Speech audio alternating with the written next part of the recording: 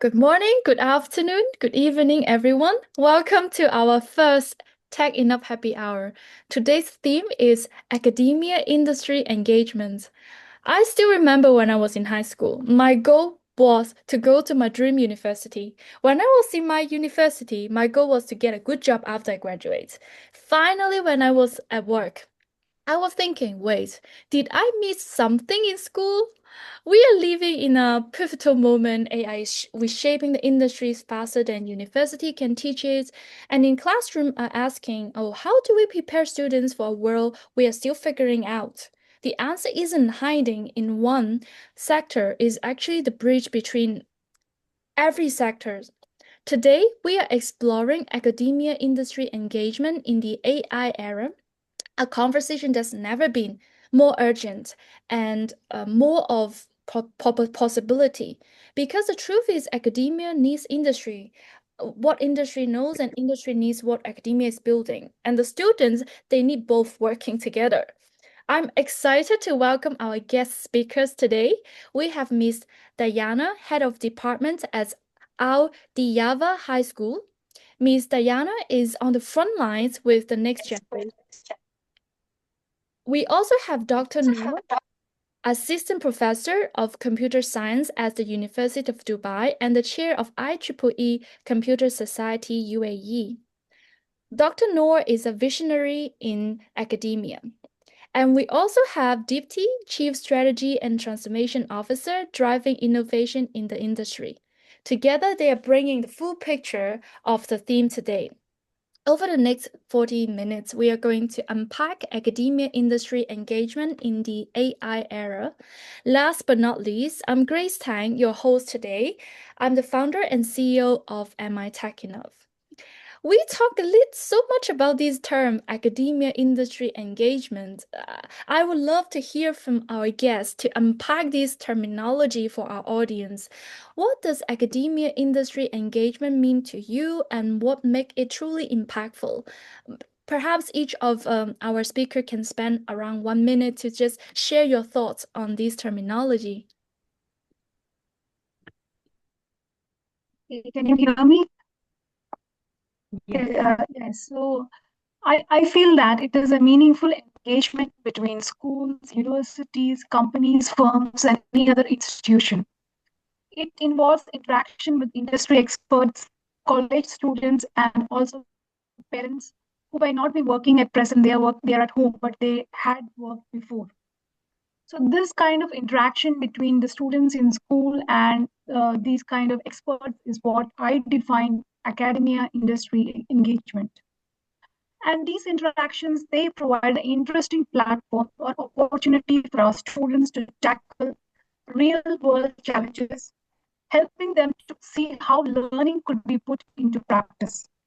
Mm, They could ask questions to the experts, working teams, and learn to be more adaptable and flexible.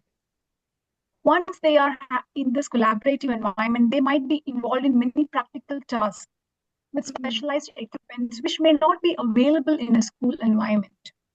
This mm. can enhance the skills for the students as they have to anyway be future ready when they move out of the school environment. Mm. Yeah, Miss Diana, share your perspective from a high school institution perspective. What do you think, Dr. Noor, from a tertiary education perspective? Yes, thank you, Grace, for pivoting to me, and thank you for the nice introduction earlier.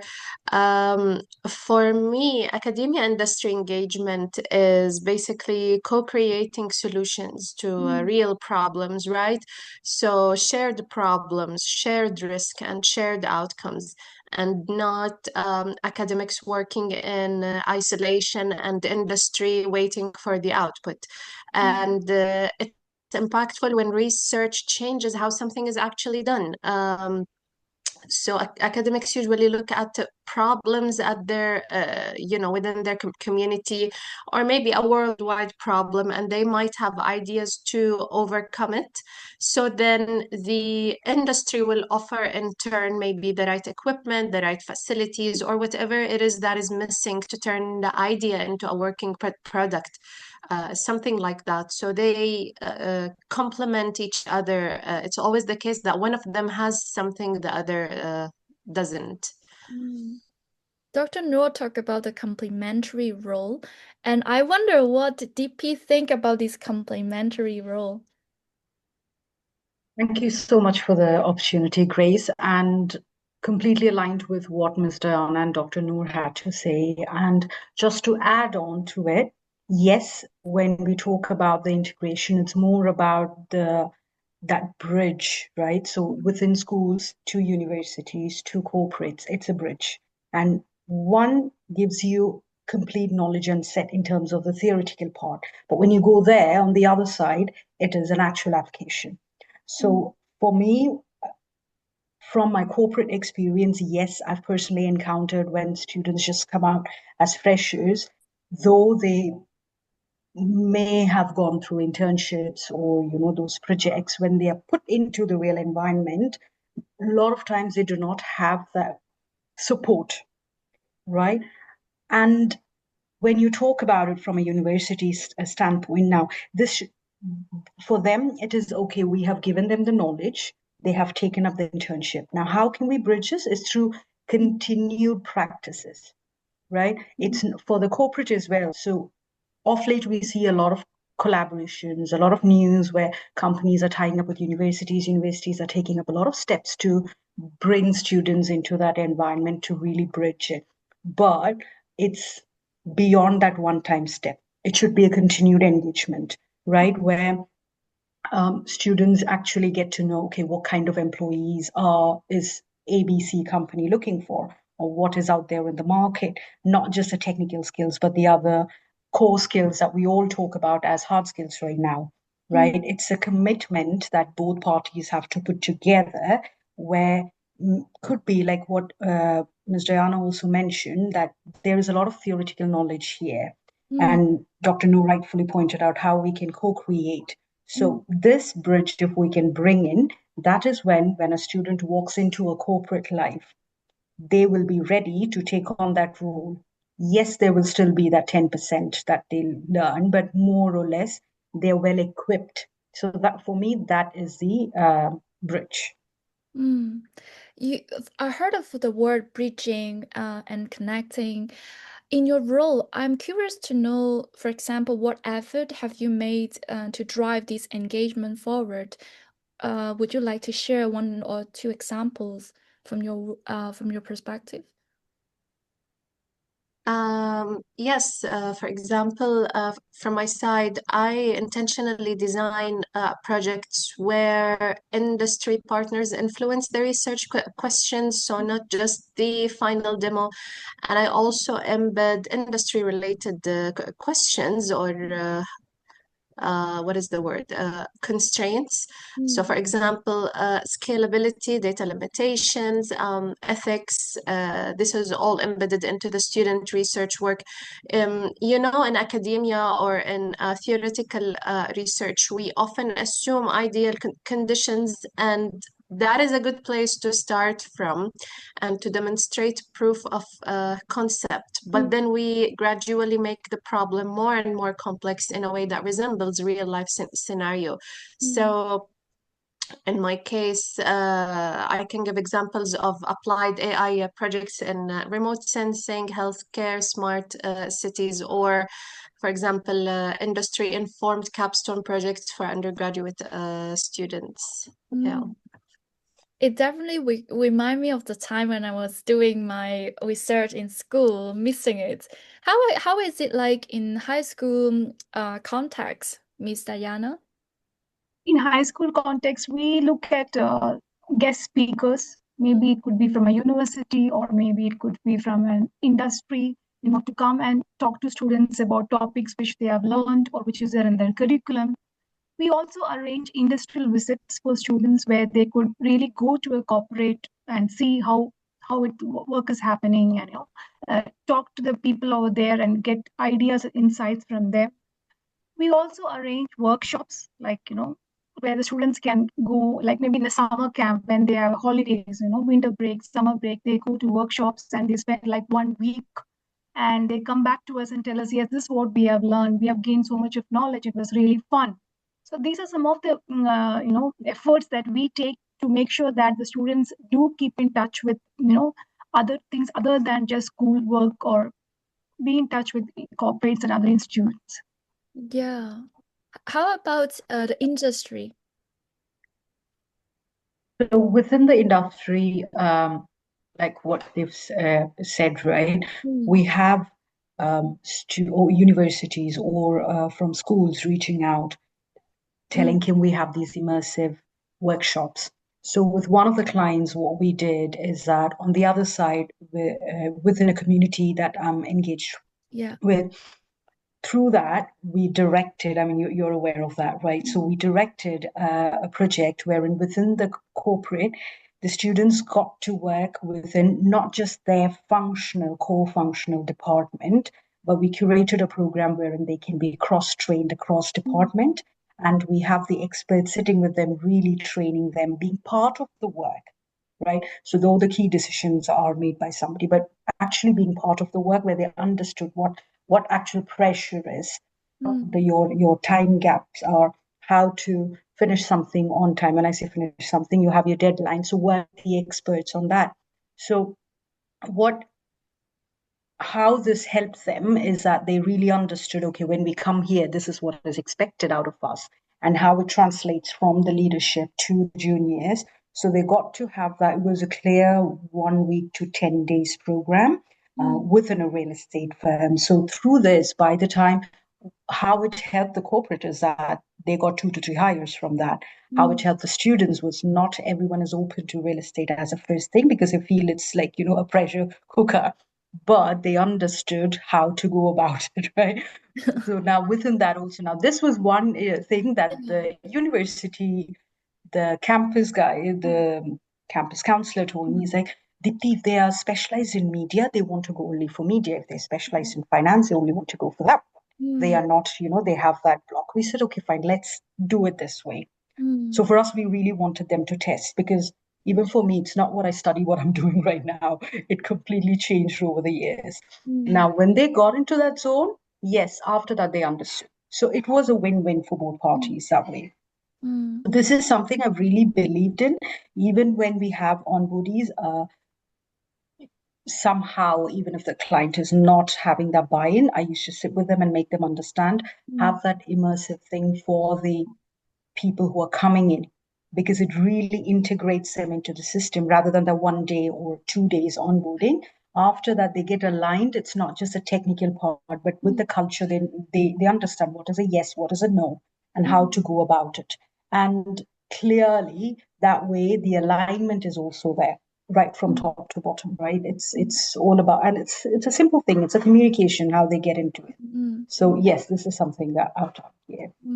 It's inspiring to understand in a high school perspective that we are creating a welcoming environment to engage with the industry player, and in a tertiary perspective that we are actively shaping the research into a more integrated perspective. And in the industry, Deepti is also creating more cross-functional leadership training for the young talent. And it's always interesting to see the flip side, talking about the biggest challenge. I wonder what are the biggest challenges or barrier you've come across in driving academia industry collaboration, and how have you overcome those? One of the main, for students is that the academic timelines. They have a very strict academic timeline, which they have to juggle between exams, their personal assignments, all these things. They feel that getting a grade is enough. They don't have to spend time on collaborations or long-term projects or doing internships. They are finding it very tough to follow the timeline and to get into any other activity. So this is one of the biggest challenges we face when we talk to students. And to overcome them, we make sure that we tell them, it's very important to engage in such kind of courses with respect to their academics. And we also make it mandatory, we grade them. if they go for an internship, and we award them points. So when we award them points, we also categorize them as bronze winners, gold winners, and silver winners based on their internship activities. So we make it mandatory for them to participate in such kind of industry collaborations, which really pushes the students to take part in such kind of activities. Wow. I didn't know there's a reward mechanism like the loyalty program in the high school. How about the tertiary? Yeah. How about university? What was some challenges you faced, Dr. Noor? Yes, I agree with Diana that timeline is one of the barriers, but there is plenty, right? So I think if we will put them under one umbrella, it would be like the biggest barrier is misalignment in terms of the timeline, the incentive, the language. So industry is interested in the final product only at the end of the day, but academics need to publish research because this is just the nature of academia, and this is how we, benefit the wider scientific community. So industry wants results fast. Sometimes the deadlines can be unrealistic, but for academia, we work long term because art takes time, right? And then there's also the issue of communication. So sometimes terminologies can clash, or maybe the industry focuses more on the business needs, while academics focus more on the technical depth. And I've learned that successful collaboration starts with agreeing on what success actually means before the project even begins. So everything should be properly documented so that there is no conflict about terminologies and what they mean. And then also setting a timeline that offers a compromise between speed and precision. And then also the publication policy is another thing that should be agreed upon early, depending on the nature of the project. Academics sometimes should accept the fact that they may not be able to publish for this project at all, especially if the project is being planned, for commercialization or patent, or if it involves sensitive data. Yeah. It's interesting to see how timeline is being played in different contexts. How about the industry? Is timelines a big challenge? Yeah. It is. So as Dr. Noor was speaking for me, it's like, countless examples on that part. But yes, the timeline is always a challenge. So when we talk to, when we speak to with the stakeholders about, having these programs or bridging that gap, how can we go about it for them? It's like, and I've clearly encountered these where they feel that, no, they're coming after their studies. So technically they should know this. So there is a thing of, why should we do that? They should be knowing it when they come here. However, that's not how it works. So to counter this is where, politely and in a fashionable manner, we used to put these onboarding programs and stuff like that. But however, what happens then is that because of this gap which exists, right, the friction is more.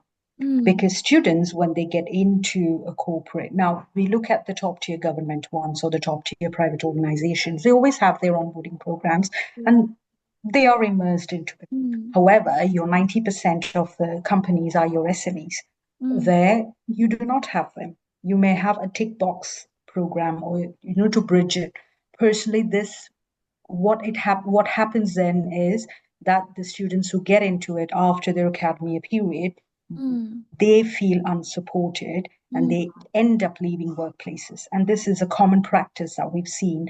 And then comes about the talk that, okay, the generation isn't fit. No, it's not that. It's how you bridge that part. So that co-creation part on the timelines, also understanding what that success looks like. That's a key point that Dr. mentioned, what success actually looks like for both this part and this part, then bringing this together. And you stop treating engagement as an event. You start treating it as an ongoing dialogue with structured accountability from both parties. Then these things will change about and you will have tangible outcomes. Wow, that's a very different perspective on talking about what success look like. And what skills or competence do you believe students need to thrive in an AI-powered industry now? Speaking of what success look like. Our students use AI for anything. They feel that AI can do anything for them. And it's like they feel that it's easy to, come up with projects, do things, and get answers for every question. So what skills and competencies should students really have? So one of the most essential skills they should be having is communication skills. To express their ideas, to express their thoughts clearly, and to be flexible and adaptable when working in a team. At the same time, they should also have expert knowledge in whatever concept or topic they are really interested in, and they should be, problem solvers, finding creative solutions to problems rather than fully relying on AI. At the same time, they need to build themselves up emotionally, managing their own emotions, and when they work in teams, how to solve conflicts or problems. All this emotional intelligence they should be building themselves so that they can thrive well in an AI-powered industry. That's a very broad perspective on developing our meta-cognitive skills. How about you, Dr. Noor? What's your perspective? Yeah, I fully agree with what Diana said. In fact, she expressed most of what I have in mind. Technical skills matter. I always tell my students not to jump into AI straight away, but actually they need to climb the ladder from the first step, which is data analytics, statistics, all of that, so that they would be able to understand how AI actually works and not just treat it like a black box. And they would be able to understand to become better AI architects. But what really differentiates students is their ability to frame problems, understand data limitations, and communicate AI decisions responsibly. And the most important soft skill they can have, in my opinion, is adaptability and resilience. This technology is growing at a tremendous speed. And it's important to be willing to learn, relearn, and change their ways when necessary. They shouldn't be resistant to change. Yeah, I think what Dr. Noor, you mentioned about ability to frame the questions, understanding the limitation on AI, that draw to the bigger skill set on AI literacy that we keep talking about for the future generation. I wonder what Deepti think about these questions on skills and competency the student need to have to thrive in the AI era. For me, when I look at it, yes, it goes a lot beyond. It starts with the foundations, 100%. But beyond that, it goes to, yes, a lot of skills related to your leadership, a lot of skills related to how you manage yourself, communication part of it, rightly like what Ms. Diana spoke about, emotional intelligence, right? So apart from that, when they get into, because what's happening is when they're getting into that AI space, they are getting exposure across multiple fields. So one young professional or a student, when they get into the corporate, it may not be just the marketing part. Even if they're getting into marketing that they're exposed to, through AI, they're getting a lot of other information as well. So for them, first is the foundational part. Second, or the main one, is emotional intelligence, emotional quotient, how they position themselves, how well they can function as an advisory or get that, the secretariat or the governance-based skills. These are very important right now. If they are getting into an entrepreneurship model, get those skills which are required for that. So in a nutshell, yes, they have given more or less all of it, but from my perspective, I'm just summing it up because Yeah. that is what is required in today's world. It's more about the maturity that they can bring in whilst, getting into that AI space. Mm. Yeah, we talked about different skill set and competencies students should have. And what's the next step is how can students better engage with industry partners? How can high school student, how can university student better engage with the industry partners? So when it comes to student perspective, as Dr. Noor and Ditya mentioned, it depends upon the student mindset. What is success for them, right? So the students should grab every opportunity they get and come out of their comfort zone. They need to communicate freely, network using social media platforms, be open to new ideas. They can also engage in any collaborative projects. A lot of industries, they do provide opportunities for collaborative projects. So students need to be willing to multitask and be more organized and pick up these projects, work on them, complete the projects. They just don't start. They need to make sure that they complete and be willing to learn and experiment new things. So this is if they have the right mindset, and they can use definitely a lot of social media to collaborate and engage with industry partners. Yeah, it's about the persistent consistency that to complete what they have committed to. What do Yeah. you think, Dr. Noor? I think that the students sometimes wait too long to be ready, right? And there will never be a time where they feel like, okay, they have the perfect skills and right now they can go and approach an industry. A lot of students misunderstand the way things work. So I think the best way to engage is not to wait and to approach industry with curiosity, right? So they should engage to learn how problems are defined, not just for the purpose of getting hired. They need to ask good questions. And sometimes to industry, that is often more valuable than having, the perfect technical answers. And right now, it's not just about preparing a good CV anymore. In this day and age, you can have a full technical portfolio on GitHub, Kaggle, and all of these things. Sorry, that's my cat. He wants to join the conversation. Yeah, so having a good technical portfolio on the platforms I mentioned, GitHub, Kaggle, and so many others, industry values that these days a lot. And I think students should put their work out there and learn how to market it in a much better way. Yeah, that is a very engaging and also the steps that the student can take from now on. Yeah. On the other side, I wonder how can industry professional better engage with academia or students? What's your thoughts, DP? So for me, when it comes to industry professionals engaging with students, they need to, from the corporate, they need to show up with the intention. It's not just at the time when we have recruitment drives or there is, X number of people, roles to be filled.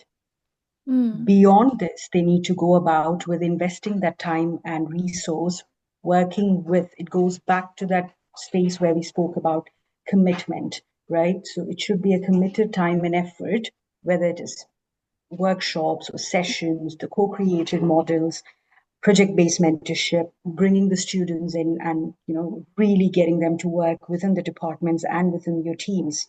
Now, this has to be one of the approaches because that's where you will really start seeing the result.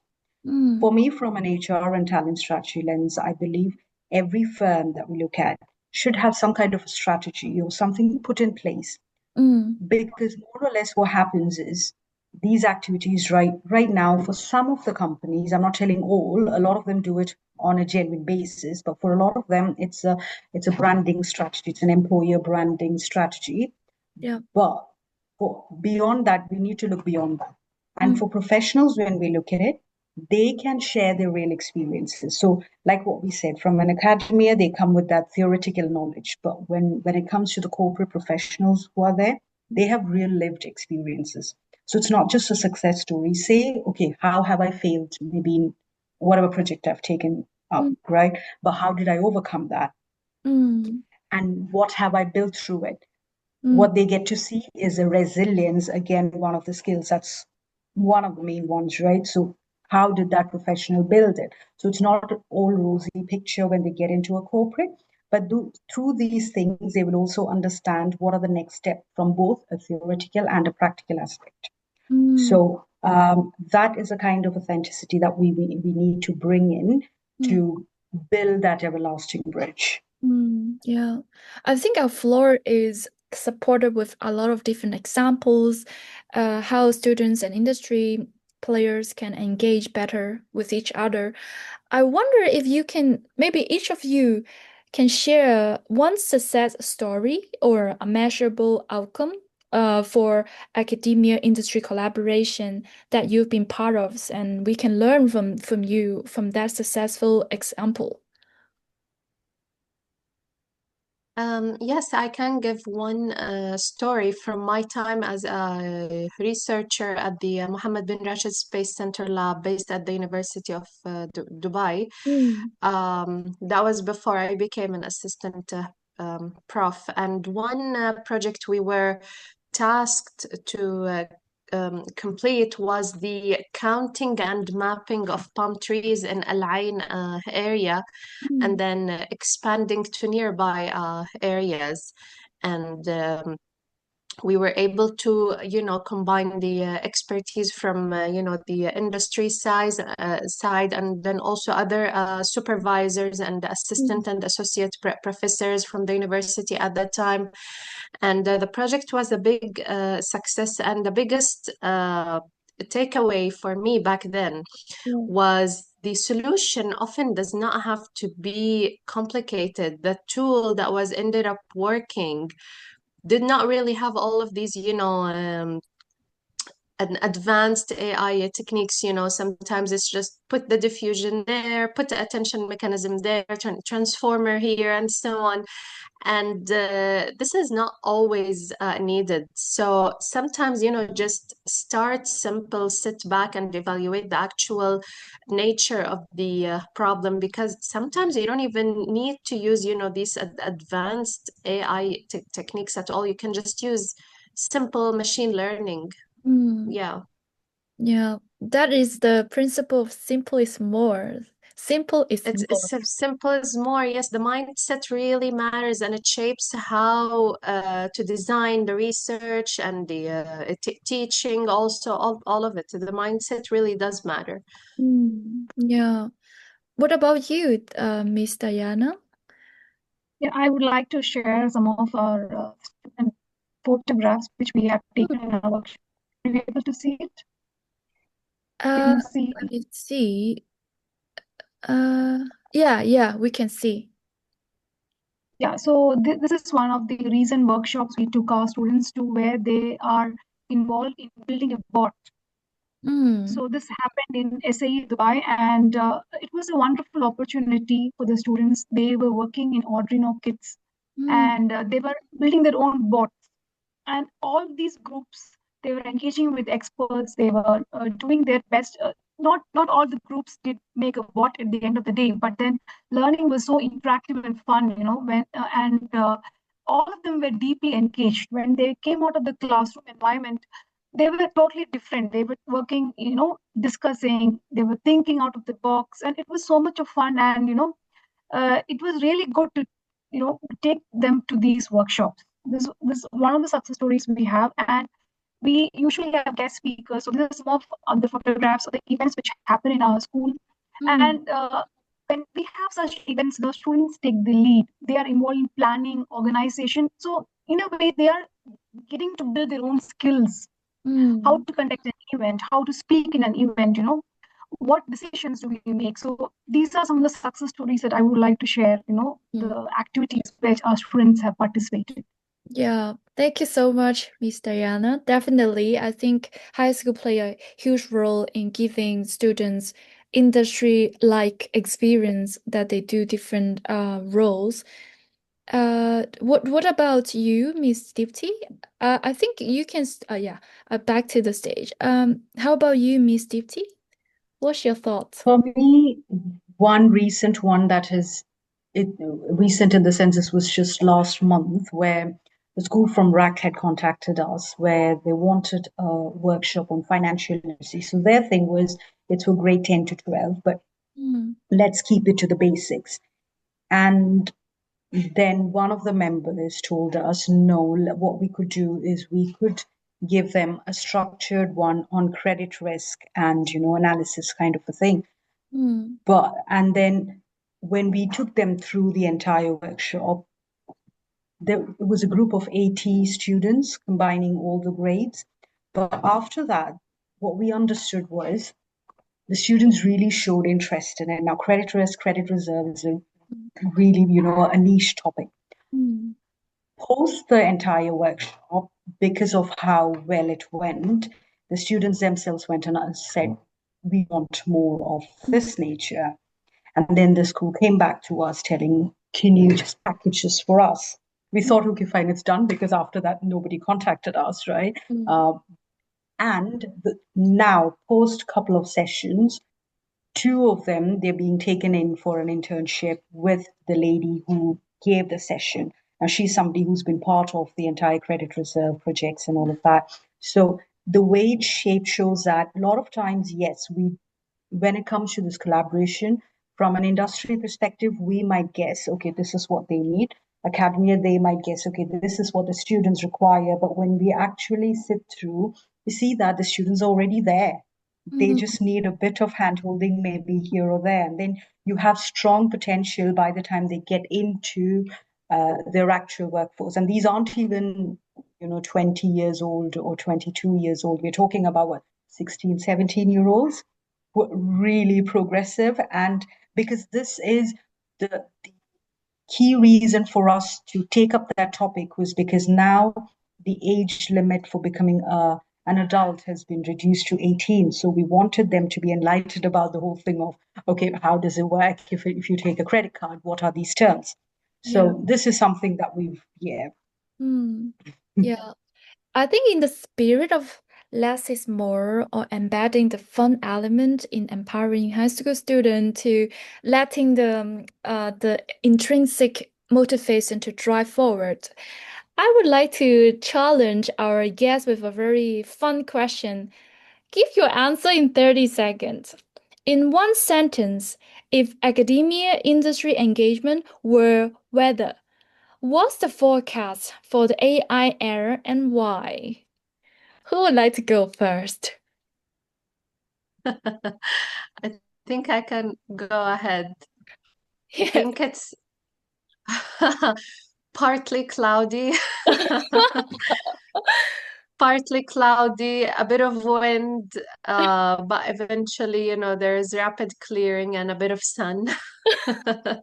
Bring your umbrella just in case. Okay, what was your weather forecast, Miss Diana? I would agree with Dr. Noor, partly cloudy and get your umbrellas and be ready because it is a rough forecast, but then finally it will clear off, with a lot of industry academy collaboration. We will finally have a clear skies towards the in a Mm, couple of years. yes. I need to check with the third weather forecast to ensure that is the same forecast. What do you think, For Miss? me, yes, it's a storm. It's like, from everywhere. It's just going to take off everything and then you have it all cleared. But until that's done, you really do not know. And then you're creating from, wherever you have to, but it's just coming off with full force, yes. This weather forecast is from the transformation office. Definitely. Thank you so much, my lovely guests, honorable speakers, for this insightful roundtable discussion today on academia industry engagement. Right now, I will open the floor to our attendees. Please feel free to send any questions you have in the Q&A sessions, and then we will ask our speakers to address your curiosity. Right now, we have one question. It's open to all of the speakers.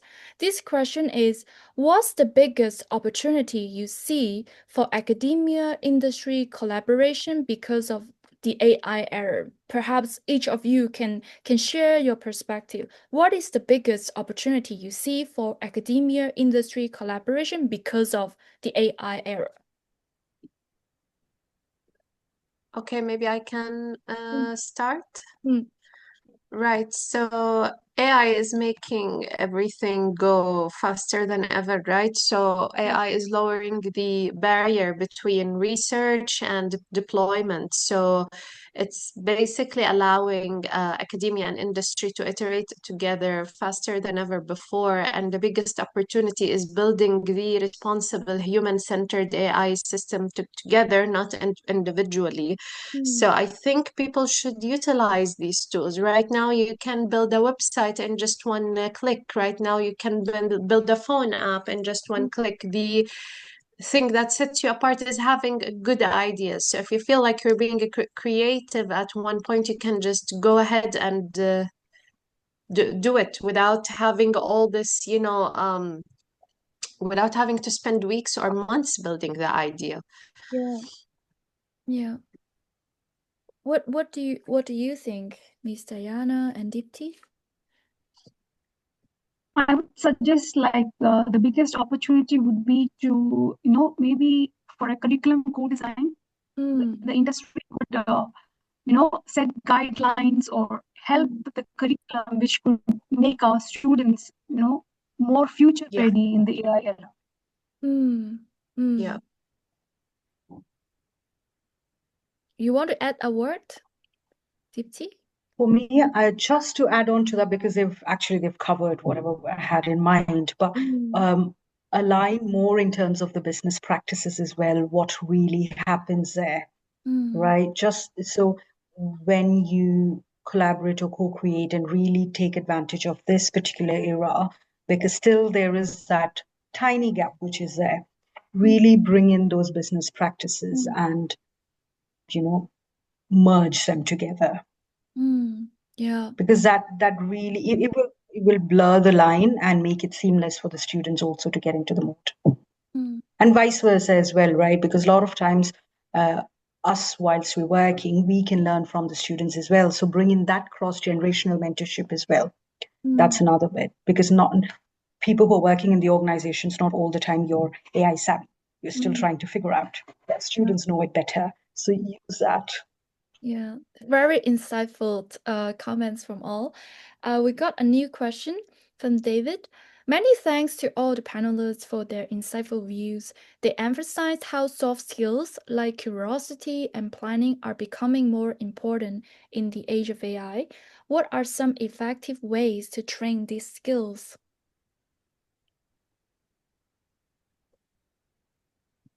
I can start with that. The question is how to train students to be AI ready, to have AI related skills. Did I get that right? Yeah, the question is what are some effective ways to train the skills like curiosity and planning? Oh, okay. So in that case, like for example, in my case, I teach one course called Business Data and Analytics. And we are currently collaborating with one industry expert so that he can demonstrate how the concepts that we are teaching them in theory apply in real life. And then, yes, they become more curious in that case. They start asking, okay, what if the scenario was like that? What kind of issue did you have in this part? Or what if you had less data here and so on? So I think having hands-on sessions immediately cultivates the spirit of curiosity and planning and all of that. Yeah. Yes, I can attest it. Having first-hand experience, just having hands-on right away, definitely train our curiosity to explore more. I know, Deepti, you want to add some comments on this question. For this, yes, to add on to what Dr. rightfully said, is to, once you train them, also put them into that real scenario, working with the corporate professionals. Along with curiosity, they will also understand how to go about with the planning in terms of prioritizing, completing things, right? What not to focus on. That's a big part when we do the planning bits, right? So actually putting them in that atmosphere, working with different professionals, which are really time-bound based, that will add on to it, yes. Yeah. How about you, Miss Diana? To increase the curiosity of students, we usually have good questions. We prompt them with good question techniques so that they feel that they need to find out the answers for the question. So one way we try to enhance these skills is to give them critical thinking questions so that they go and find out the answers and come back.